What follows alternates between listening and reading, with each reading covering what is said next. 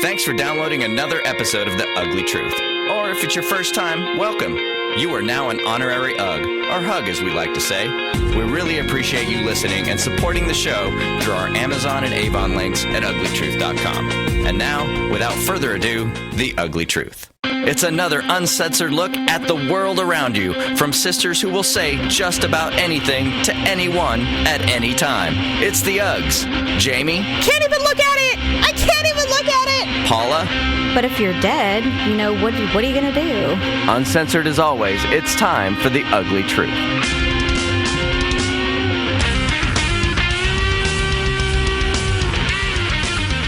Welcome to The Uglee Truth. It is episode 219. 219! Ugh!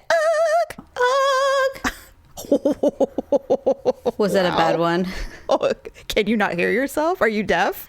Actually, my ears are a little plugged, so... Oh, okay. No, I can't really. Well, that's why you sound like Helen Keller.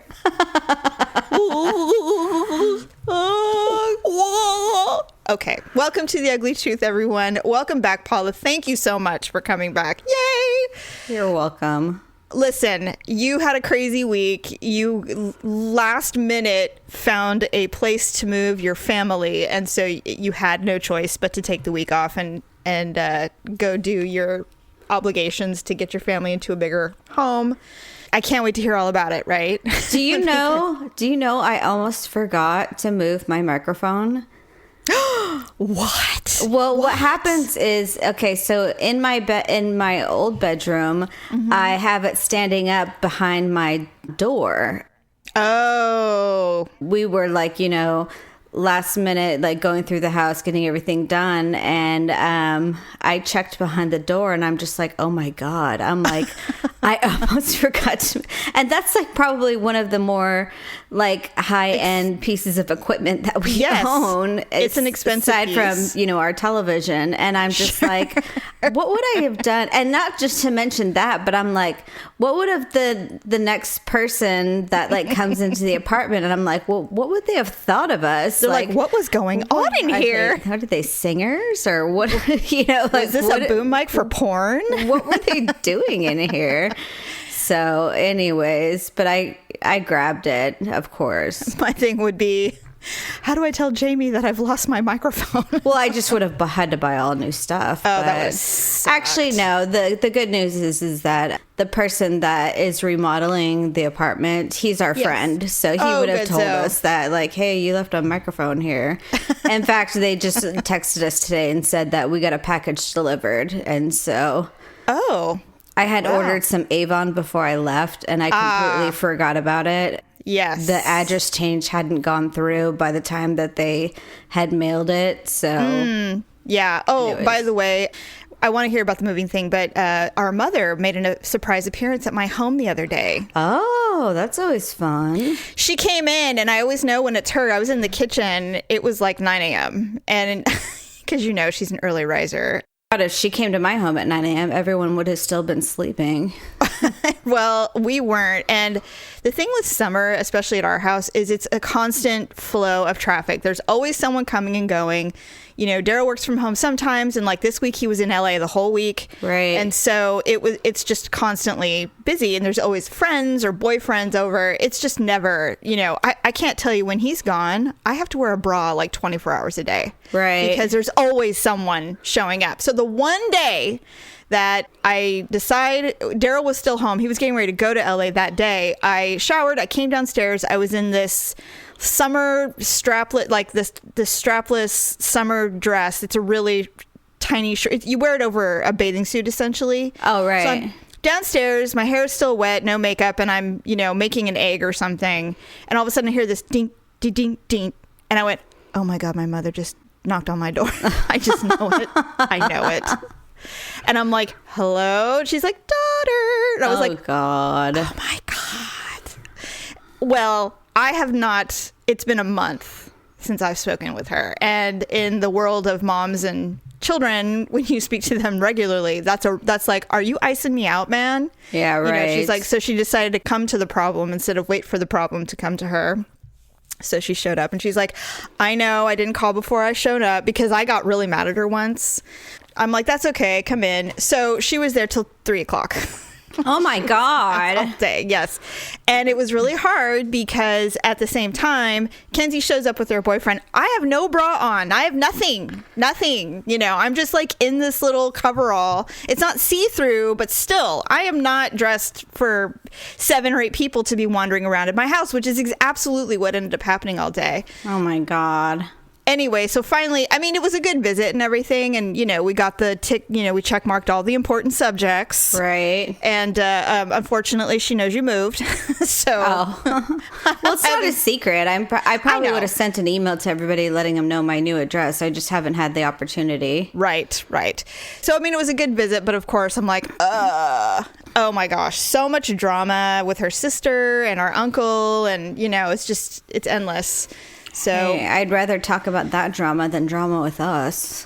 Seriously. So she's checking in. She's like, is there a reason that no one's speaking to me? And I'm like, well, where to begin? I mean, I don't want to be an asshole, but right. it's just a lot to take in. I know. Anyway, yeah, it's been a crazy week for you as well, though, right? So you... Oh my God. Yeah. Let's see. So you moved at the beginning of last week. Because we're going into, it's like been a week and a half since you've moved officially, at least began the move. Right. I don't know when you actually took your last package out of your old house. But. So basically, we signed the lease and got the keys 2 weeks ago today. And then we had that time, from that time until Monday, to do any kind of packing because we had movers coming. And unfortunately, the movers sucked because all they took was like the big stuff. They didn't take boxes? They did take the boxes, but like all the little things and everything like that. Like, you know, we had like laundry baskets full of like clothes and just, you know, random. They didn't take anything like that. And why is that? I don't know. And so I would have been like, excuse me, Jose, is there a reason that you're not taking these laundry baskets? And so we paid you to do that. And unfortunately, Victor ended up helping them the whole time. Oh my God, I would have demanded my money back. Well, and not just that, we actually ended up paying for a 4th hour. So it cost us over $600. Wow. To have these movers do these things. So, I mean, it was a blessing in the sense that they set up all of the big stuff, you know, so we didn't have to move all the big stuff because Victor said, and he said it very nicely to our friend Steve, you know, the double amputee veteran. Yes. He says, you know, we've just reclused ourselves so much that we don't have friends to help us move. And so... Oh, by the way, Mother was wondering why you guys didn't reach out to her because Paul would have been happy to help you. Oh, God. And I said, Mom... Paul's old. Come on. I'm like, come on. I'm like, she's like, well, we would have been happy to help. I'm like, yes, you with your leg, you would have been dancing around helping lift boxes. I think no. I didn't even help move. I mean, I was watching the manual labor and I was getting tired. So yeah, I would have been like, I'll pack my toiletries. Meet you over there. I mean, I packed a bunch of stuff. And so that was the problem is like, eventually I told Victor, I'm like, here's the thing. I'm like, I've been packing since you've been at work. And then like when you're not at work, we're still doing moving stuff. And then when you're back at work, I'm still doing moving stuff. So I'm like, I haven't gotten a break from this moving stuff. And I'm getting like really frustrated. Well, not only that, but I'm getting tired of it. That's the thing. It's like, think about if you were working full time somewhere.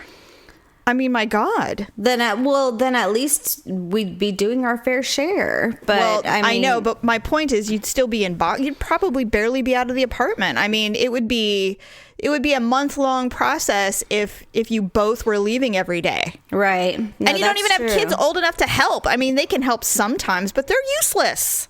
Oh, no, agreed. They're more in the way than anything. It's like, I wish you didn't exist right now. I wish I could put you in a box and I'll come and get you when I'm done. Oh, and we've come to a realization about our children recently, but we can talk about that a little later.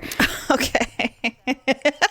Anyways, so we still have boxes, but the problem is I think what we have is like a space problem. We have like everything out that we need, But everything that's in boxes, it lacks a place to go. And I don't know why we had places for it before. Well, Paula, I've seen your apartment. You didn't have a place for it. It was just cluttered. It was just everywhere. And it's not, you're not messy or dirty. It's just that, life goes on and you acquire items no matter where one lives. And it's one of those things where you could probably have a yard sale and make like $400. Maybe, huh? Every year we had a yard sale probably every 2-3 years, and we made like $300 and $400 because you have so many. Well, we have just way too many children. Yeah. But we just had you acquire stuff just living, and then next thing, birthday parties and presents and whatever, something breaks and you buy something new and you don't get rid of the thing because it's not super broken, and so you keep it thinking, oh well, maybe someone will want it, and the next thing you know, you're like, we need to have a yard sale, and then you're like $400. It's just, it happens. Well, and then the other problem is because we moved so quickly, we didn't like pack very organized, like we put like books and kitchenware in the same box or something like that, and then there's no label on it. So we just have to dig through like the whole box to see if there's something in there that we want. And I'm just exhausted that I haven't gone through like one box basically since Victor left for Washington. Well, let me tell you this. I know you, and I know what your OCD is like. It is, if you didn't have 2 months to organize and pack accordingly with flow charts and a binder and color coordinated tabs, you are done. You're like, nope, I can't do this. This is just like, it's like looking at a pile of poo and I'm not cleaning it up. It's too much for me. All I did when I was like first starting out was I was packing everything and I was writing bathroom, and then I was listing out just a few items on there so they knew like which bathroom items were in there. Whatever. Yes. But then like when it got towards the end, Victor was just schlepping items into boxes and you're like, I can't even look at it. I can't even look at it. And I'm just like, what is in it? So now, like, I open a box and there's like, belt buckles and, My Little Ponies. And I'm just like, what is this? I'm like, what is this mess? And then I'm not even going to start with Olivia's boxes. I mean, my God, she's happy playing with the toys that she has. So I'm just going to put her boxes and the other ones in the garage because smart. I'm not even dealing with it. I'm just. Yeah. And you can rotate them. Yeah, we can. That's what I do. I mean, I think what I'll probably do is just wait until Victor comes back because I know he'll have a zest for getting everything together. And I think what it is, too, is I think we just need more furniture because I think we just lack space to put, or not space, but we lack storage. Yeah, you need shelving and put these items. So. Yes, a toy box, shelves. Yes. Those little storage bins, all of that stuff. Everything, because the house is pretty bare. And so a trip to IKEA will solve all your problems. Yeah, that's definitely on the list of items to do. So. Yes, I love IKEA for that stuff. It's the best. Yeah, and we have a whole storage unit too, Jamie, that we pay. I know. I don't even know what's in there anymore. Well, you should. Maybe there's some stuff you can use for storage in there. You should go check it out. I don't even know what's in there anymore. I mean, I know you guys unloaded some of your appliances. Oh my God. Do you have a washer and dryer? Because I know you had to unload those things. We had to buy a washer and dryer. Oh my God, this was the biggest. Did? This was the biggest fight for like a week because Victor insisted on going to one of those used warehouses. No, absolutely not. Absolutely no. And I wanted to go to like Sears or Home Depot or like Best Buy or something Lowe's. like that. And the price difference was like $500. Okay. And he would not let it go. He would. Did you get not used let ones? It go. I had to. Oh my God, Paula, replace them immediately. I had to. Just get rid of it and buy another one. He would not. He'll let never it even go. notice. How much laundry could he possibly he will. do? Trust me. He would never forget those damn washer and dryers. Well, you know what? I would say the day that you leave me, you take these pieces of shit with you and never see me again and enjoy them. It's, oh God, we fought about that for a week. Paula, I can't even believe you relented. I would have bought them.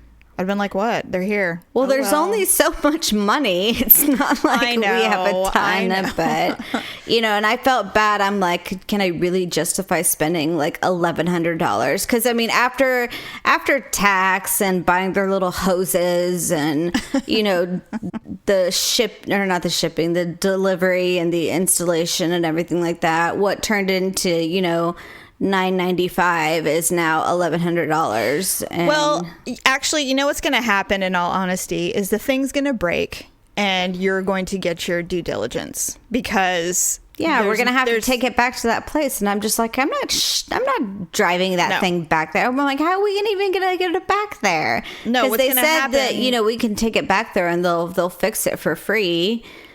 And I'm just like, oh, okay, yeah, we'll just, drive on down the road with a giant, dryer in the back seat. What world is this? Like, what? I don't understand this world. Jimmy, I don't either. I know. This place was off of Auburn Boulevard in Madison. Oh, I know exactly where that is. That's in the scary area. Yeah. That's not a place you take your children. Actually, we didn't. I wouldn't. We didn't. I wouldn't have. We had a sitter that day. Just let us, if we don't return, just know that we love you. It's right where Auburn Boulevard and College Oak collide. I know. I know where that is. There's a lot of shootings there. You know what? Who knows? Maybe you'll get a good 6 months out of this thing, or maybe you'll come in one day and there'll be water all over the floor. I mean, who knows? No. It's a crapshoot. You like gambling? So here you go. I do. Yeah, that's so there true. you have it. Okay, so the kids aren't sleeping in their bedrooms yet. I'm so surprised by this. I would be like, when we moved into this house and the girls no longer had to share a room, we didn't see them for a month. A month after we moved in, they would go to school, come home, and go in their room and shut the door. Literally couldn't wait to get away from each other. They couldn't wait. Olivia, she doesn't like sleeping by herself. So even at the old apartment, when Crystal moved back to Texas, she would have her brother sleep on the bottom bunk. And he did it? And he would comply because he loves his sister. And so... That's nice. Yeah. So that happened for... I don't know, a little while. And then whenever Victor had to go to town for I think there was Victor... He had to go out of town for a while. I can't remember how long. We went to Oklahoma for like 10 days. Oh, that's right. Then she slept in bed with me. And then Ryan slept on the floor. In your room? Yeah. They all slept in there. You guys are like a little tribe, the three of you. I know. And so now they like sleeping in the living room because they like sleeping on the couches. Well, you know what? Whatever. I mean, who cares? I've got to get them at some point to sleep, obviously, in their own beds. And right. I mean, Ryan doesn't even have a sheet on his bed. I don't even think. Why bother? He's sleeping on the couch. He hasn't even slept in here once. That's so weird. I know, it's bizarre, but they're pretty close. So yes, they are. They are. I think they like to. Well, you know what? Close together. And so I'm like, why do they even have their own rooms? They should just share a room, and we'll make this room like an office or something. Because in about 3 months, he's going to want his own room. He's going to hit puberty and it's over. He's going to want to be alone. He's going to want his own stuff. He's going to think his sister's a pain in the ass, and it's over. I mean, so enjoy these moments, because it will quickly flee the second he gets testosterone running through his body. Yeah. It's over. But I mean, this is like a really cool summer. They're transitioning. They're getting used to a new place. Then once school starts, I mean, they're going to have to at least sleep in one room. I mean, they can't sleep on the couch during the day. Oh, no, of course not. No. But it's just summer. That's all. Yeah. They just, it's like their equivalent of camping, I guess, having a camp out in the summertime. Yeah, they like why not? to stay up late and watch movies and, sleep on the couch. It's a great summer. It's great. I like it. I mean, it sucks, but it's definitely not a battle worth fighting. As long as they clean up, I don't care. Well, and so that brings me to my second point is What's that? Victor and I have realized that our children we've indulged them so much that they don't do anything. No. Like they don't clean up after themselves. They don't really do any chores. They just exist, and they are just little parasites. We end up doing all the work for them, and you have to I'm stop like, that. how did this happen? And I'm like, well, I guess it's because we've done everything for them their whole life. And yeah, you know, I mean, I thought we told them to clean up after themselves, but maybe we did and they just didn't do it, or I don't know. They just do whatever they want. Well, that's a lovely life. I wish I could do that. Yeah, right? That'd be nice. No, that's, you know, it's funny because, you know, Daryl was out of town. When he's gone, suddenly everything is clean and organized. And I don't understand it. I'm sure that there is someone going, oh, well, I get it. I don't get it. I am a very capable, very busy, organized human. I gave up my career in media to raise our gaggle of kids. And so since then, I know what I'm doing. I've got this thing dialed in. Mm-hmm. But when he leaves, suddenly things go up a notch. And I'm like I'm superhero level. Right. And I don't know what that is. Like, and I still have time to do whatever I want to do. I still play my World of Warcraft game every once, you know, at night for a couple of hours. But the house is immaculate. Laundry's done, you know, clean everything. And then he walks in the door and it's like it all goes to hell. I don't get it. I really don't. But in that process, my kids, ridiculously lazy. I think that's why, is because when you're so used to working all the time and then you get home and then you're continuing that level of militant cleaning, organizing, getting things done, the kids don't have to do shit. Right. Because they're just part of your plan. You know, they're like, okay, the kids need to be fed, they need to be bathed, blah, blah, blah. And so they're just like taking direction and doing what you're pushing them to do. But there is no, all right, guys, time to clean up the front room. Get your things. Da da da. You've tried. I've heard you tell me that you try to get them to do stuff, but it doesn't stick. Or they're just lazy. I don't know. Well, I don't know. I think it's just because we've never really, you know, tasked them. Like, right. Victor and I were talking about this the other night, and Victor's just like, if I asked Ryan to go, like, clean the bathroom, he says, I genuinely believe he would not know how to do that. Well, there's one way to do that. Yeah, you have to teach him how to do it. He says if I told him to go clean the floor, he says I'd go in there and eventually he'd be like, you know, just messing around or something like that. You know, he wouldn't know how to clean a floor or, you know, mop it or something like that. So, and it's not because to any fault of his own. It's just because we've never taught them to do those kinds of chores. And so, and I guess it's probably my fault because I just assume that because I'm home, I should be doing all of those chores. Yeah, but then you're doing the small humans a disservice because then they don't know how to do it. I was thinking about this the other day. I don't even know why I was thinking about it. I think it's because Kenzie's room is an absolute pigsty right now, and she's never been the cleanest. You know, she's not one of those kids who liked to clean up as she went along. Right. And Malia had a friend who came over, and Malia's room was kind of cluttery, messy. She's not as bad as Mackenzie, but she's still messy. I don't slave drive them to keep their rooms clean. And she had a friend come over and she's like, oh my God, if I didn't make my bed before I went to school, my father wouldn't let me go to school until I made my bed. Like, it was super, like, her room is immaculate all the time. Never nothing.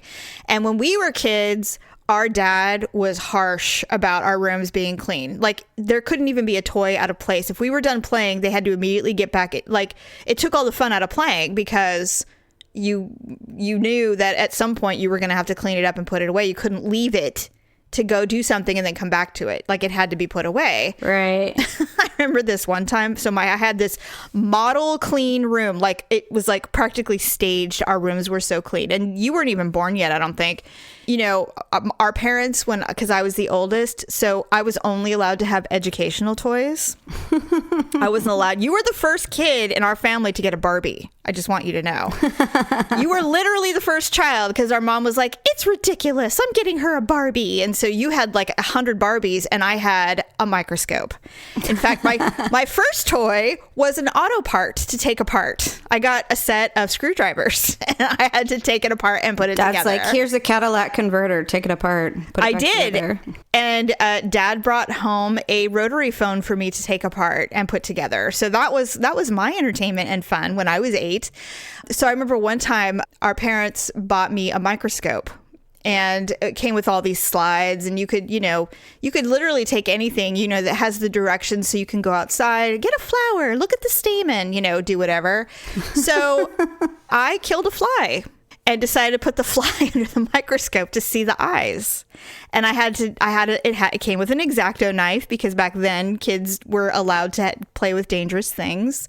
So I cut the head off and I was looking at the eyes under the microscope, and our mom came in because I had cut this thing in half and there was a bunch of things, and she's like, what are you doing? And I go, oh, I'm looking at a fly I killed. And she's like, what's all over? Well, there were maggots in it. Oh. And there were maggots all over the place on my desk because they had started to squirm away because I hadn't seen, because I was just looking at the eyes. And she's like, oh my God. And so, of course, there were no Clorox wipes back then. So it became like, Pine Sol, and, I had to bathe, and it was like a thing. And I will never forget that, going, what's the big deal? I don't know. What is it? I bet your dad thought it was funny. Maybe, but it was only funny because he wasn't there to see it, because had he been, he probably would have thrown the whole thing away. I have no idea. That's funny, though. So now that I have kids, I'm like, I am not going to be an asshole about their bedrooms. It's their sanctuary. And now I don't, sometimes that bites me in the ass because there'll be dishes and cups and garbage or whatever, and I have to rag like every other day, like, get it out, but that's they got to live in it. I don't. My room's clean. The rest of the house is clean. But I just think because of our militant childhood, I just do not fight that battle. And I'm jealous of those parents who have kids who keep it clean. I'm super jealous of it. But I'm not going to be the asshole. And you know what's funny? Tyler's apartment, immaculate. Oh. Immaculate. And he was the sloppiest of them all. And so I'm like, well, somehow it works itself out. It just does. So yeah, it kind of does. It does. I do remember that. So yeah. I'm so jealous that you. Yeah, got my Barbies. Only rule about the kids' room is they can't eat in their room. Oh, they have an ant issue. Ants love Olivia. I don't know what the deal is. Well, she just, even though I tell her she can't eat in her room, I still always find things. When we moved, I can't tell you what we found under her bed. And oh my God. That's when the rule was instituted, is like, that you cannot eat in your room. We found like 15,000 water bottles and drinks and... that's hilarious. Just soda cans and all sorts of things. So what a shock. Well, hopefully you're going to let me come over. And I will. Just don't have high expectations about it looking like a palace. Please, are you kidding me? No, I have no expectations. I just want you to see the lay of the land. Yeah, I'm looking forward to it. I actually looked at your house on Google Maps after you gave me the address, because you said something about not having lawn, and I was curious what that meant. So now I know what it is. She just eliminated the need to have lawn service. Yeah. But I like the tree. I like the palm tree. I think it's kind of cool looking. Yeah. It's a cute neighborhood. Yeah, it is. The houses are pretty close together, but for... even so, the house is really big, so that was surprising to me. Now, the only thing that I was wondering is your house backs up to a busy street, huh?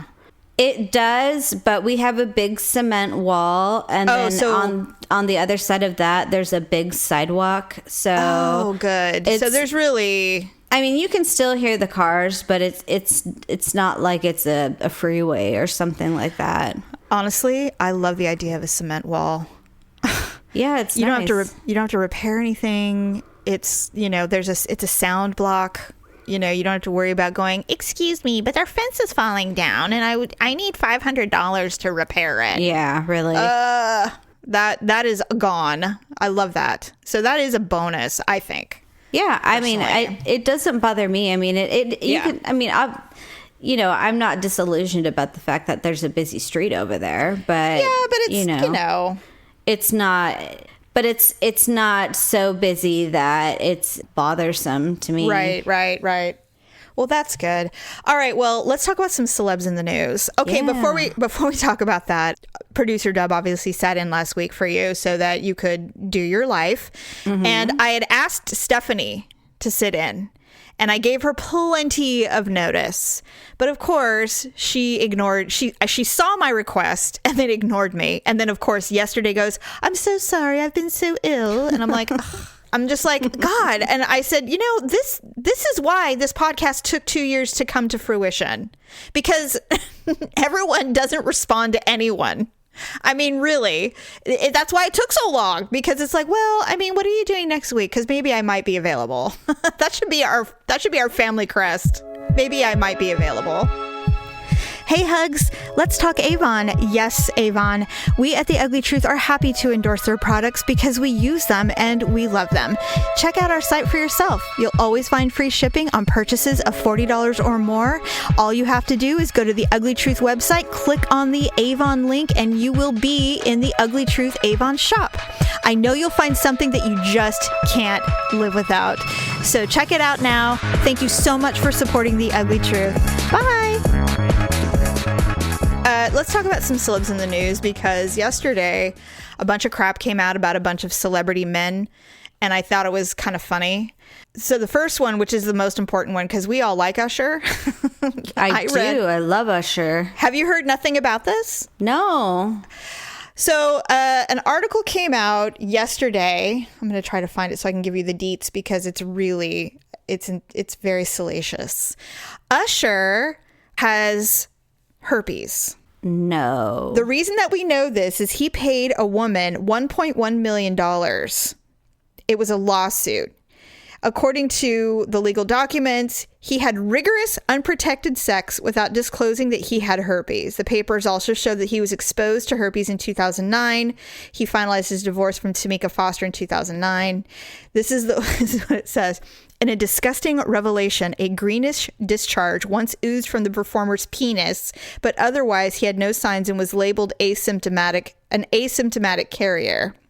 What? Okay. I wouldn't say he was asymptomatic if he had green stuff coming out of his dick, right?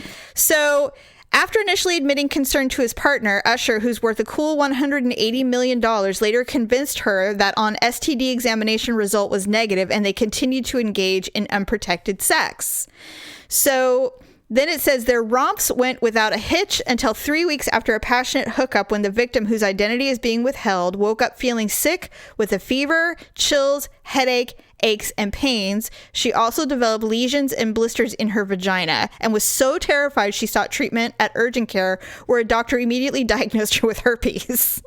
Oh my God. I know. So he's married again, and he's accused of consciously and purposefully withholding his herpes diagnosis from the woman and continued to have unprotected sex. So he gave her $1.1 million.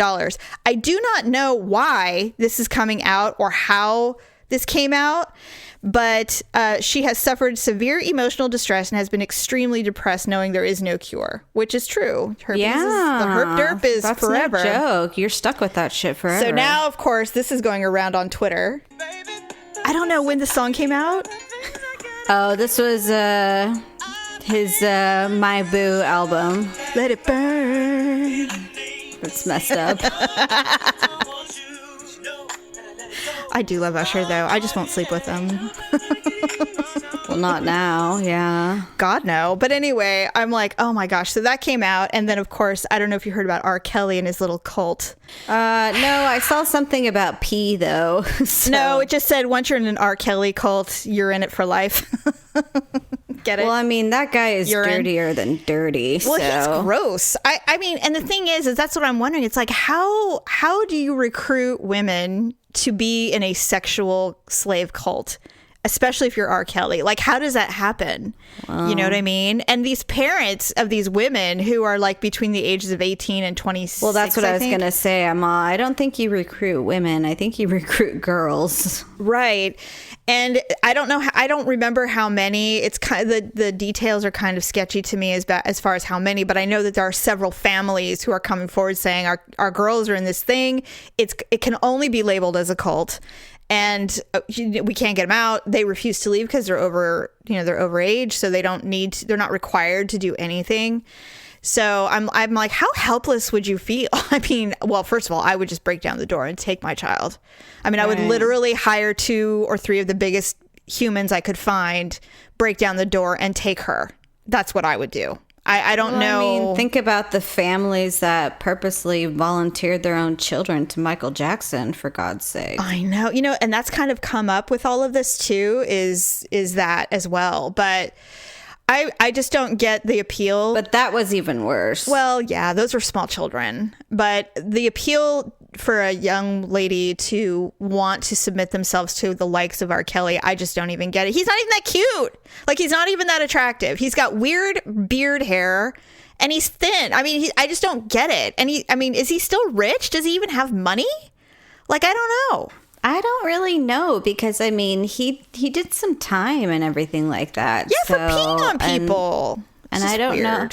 But, I mean, he had some pretty popular songs, too. So, yeah, I don't know if he's had some royalties or what the deal was. I don't know. It's like when you think of things like that and Chris Brown, and you're like, how do they continue to have success and popularity? Well, there's a lot of women out there that don't care about that stuff. Please, Charles Manson even has fans. I don't even get it. I just don't understand that weirdness at all. Yeah. But anyway, so all I know is when I read about that, I'm like, oh, well, I know what I would do. I would say, well, my kid, I don't care how old they are. They're clearly not in their right frame of mind. And something obviously leads up to that kind of recruitment. I mean, you find the right kind of woman that would do that, but I would physically remove them personally. I mean, I would be like, yeah, that's fine. You can hate me for life, but at least you're not in that. I don't care. Right. Okay, so the other thing I wanted to talk about, and this is not super new news, but you know who Patton Oswalt is. Yeah. Obviously, he was in Ratatouille. He was the voice, but he was in King of Queens, which is like one of my all-time favorite shows, and he's so funny. As we know, a year and a half ago, his wife died. Unfortunately, she had the fentanyl in her body, but she also had a heart thing. So she passed away. And I don't know if you know who Meredith Salinger is. I know. I do. Okay. Natty Gann, right? Yeah. Right. Well, they're engaged. And it was a big to-do because a lot of people were saying, God, I mean, the body's not even warm yet. Okay. And they were giving him crap about already being engaged to somebody else.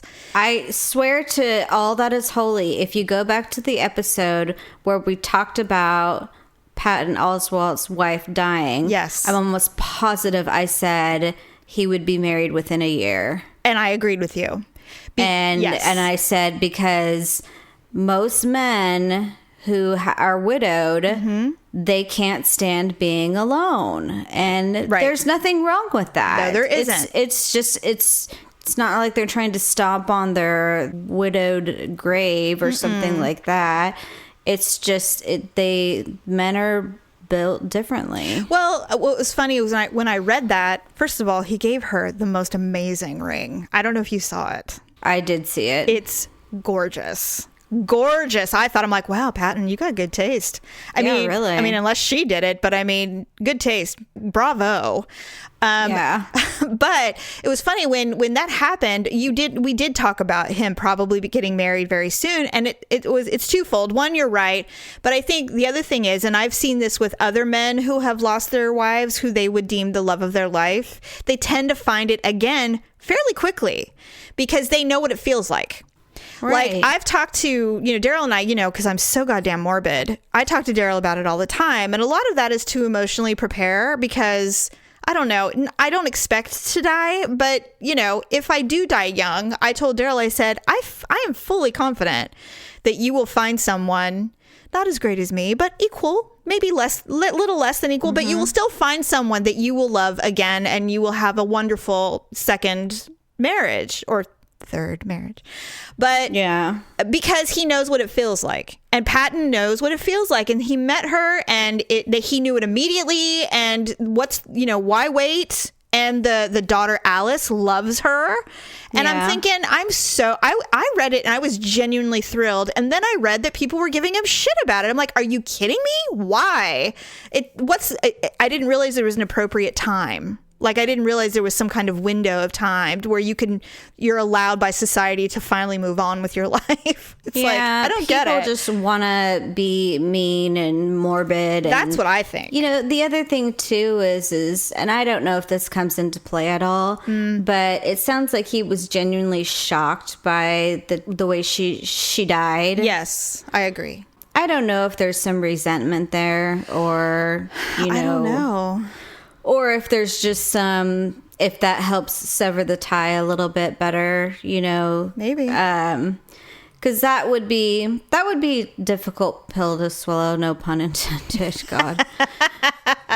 Yeah, you're right. To find out that they had fentanyl. That there was some other things going on, and you're just like, I had no idea. Oh, I know, right? And then you kind of feel like things were just a little bit of a lie. I hear you on that. I think that might have been one of the ways that he was able to go, okay, time to refocus. Kind of reconcile a little bit that, that it just made it a little bit easier. And so, but I don't fault people. Like, if, and to be perfectly honest, if something were to happen to me, I know that Victor couldn't live our life on his own. Right. I know it would be way too hard, and I wouldn't want him to, and I wouldn't want him to live his life sad. I would want him to carry on and try and find some happiness. Yeah, I'm the same way. And I hate the idea of it just because, they're your partner, but in all reality. But if you're dead, what are you going to do? Exactly. Exactly. All right. Well, let's go ahead and go to our ugly and awkward moment of the week.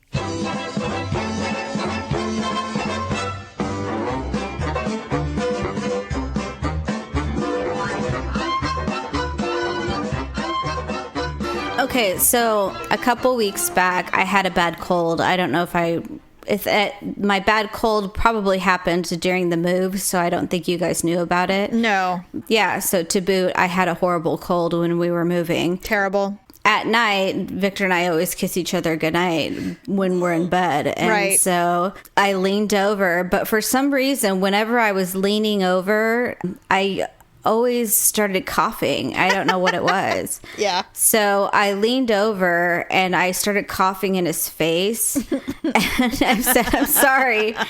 And so then I leaned over and I didn't cough, but because I was holding it. But then, when you hold it and you're like, yes. And you kind of do it. Yes. Well, when I did that, I also got snot on his upper lip. Gross. And so I said, I'm so sorry. And he's like, it's okay. Let's just not kiss tonight. Oh, God. And so he had to get a tissue and wipe his face. Oh, my God. So I'm like, sorry. Oh, gross. Take a Benadryl. I was taking everything. Triaminic. Remember the Triaminic, the orange stuff? That stuff works wonders, man.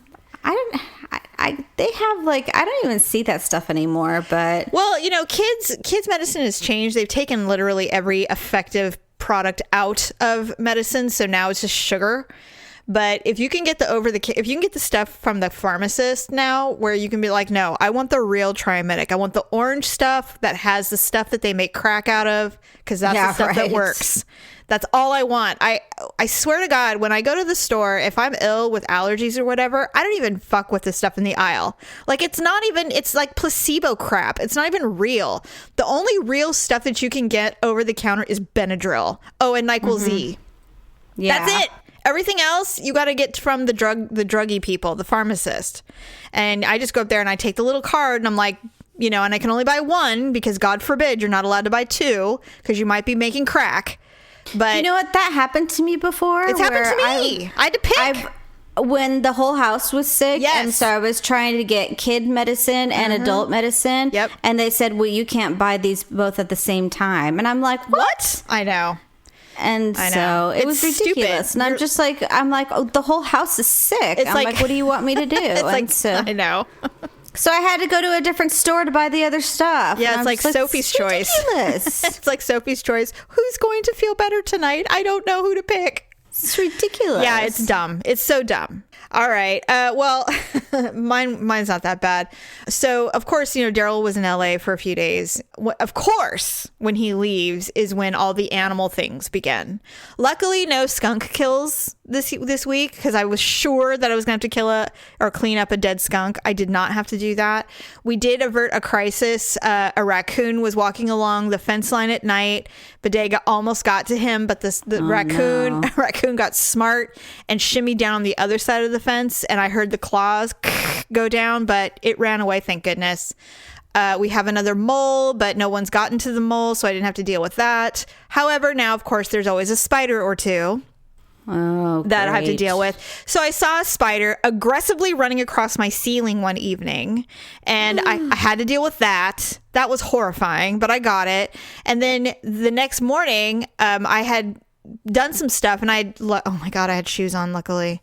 So I'm sitting there on the toilet peeing, and I know this is whatever. I started my period. So I was sitting on the toilet and I was like, oh my God, so I'm sitting there going, I hope I have a tampon in here, because I was in the downstairs bathroom. So I'm going through all of this, and there's a huge spider sitting right in front of my foot on the floor. And I'm like, what do I do?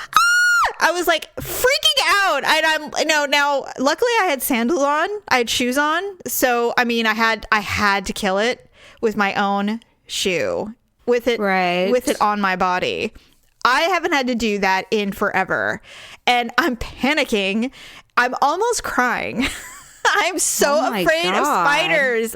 It was a large spider, Paula. It was big. Not to mention I'm obviously hormonal. I'm obviously, because I'm on my period.